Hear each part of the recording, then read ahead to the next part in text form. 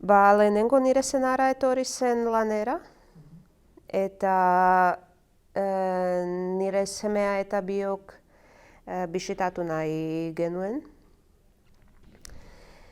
Eta egun batean nire semea parketik etorri zen etxera eta esan zigun, ni hemen bizi nahi dut. Eta orain zer, nire comfort zonatik atera nintzen. Hau ez da nire hiria, ez da nire hizkuntza. Ez dut hitz egiten euskeraz, erderaz ere ez, hemen jendeak ez dute hitz egiten ingelesez edo gutxi.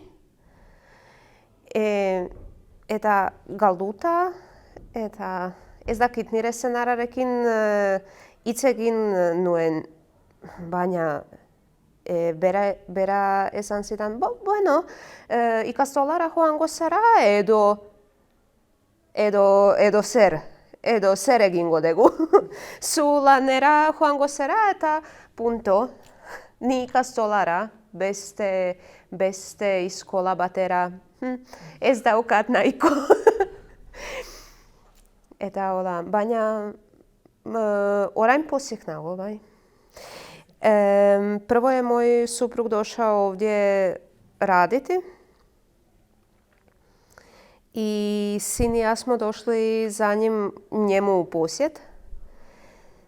No jednog dana se sin vratio iz parka i rekao da on želi ovdje živjeti i mi smo onako ostali u čudu, dobro, šta ćemo sad?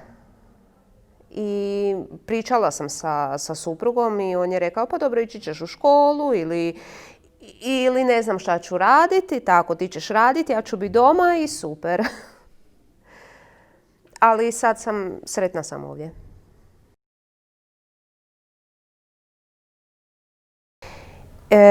Hiru eta ia erdi urte daramatza hemen. Zestoan. Otprilike 3,5 godine živim ovdje u Zestoji.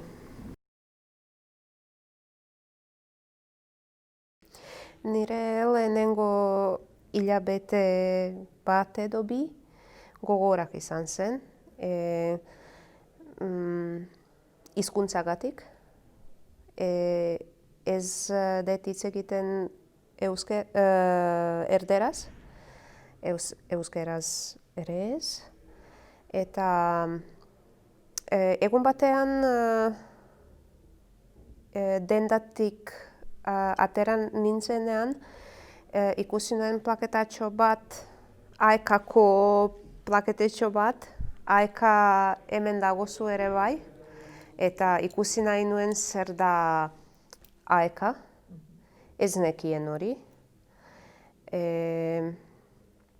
Eta nire ustez, euskera da nire lehenengo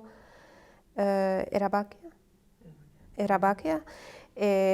Atzerritarrak esaten zidatelako erderaz hitz egin beharko dezu.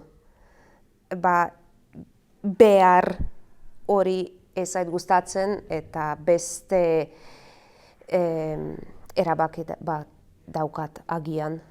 Prvih mjesec ili dva su bili vrlo teški za mene, pošto nisam pričala niti baskijski, ne pričam španjolski.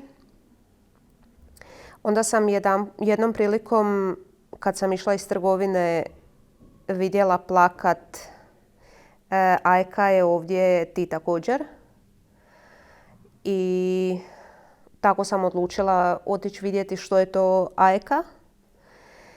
I mislim da je baskijski bio moj prvi izbor zato što su mi uglavnom stranci govorili moraš pričati španjolski. Ja sam se u životu dosta namorala pa više ne moram i imam možda neki drugi izbor. Španjolski nije moj prvi izbor.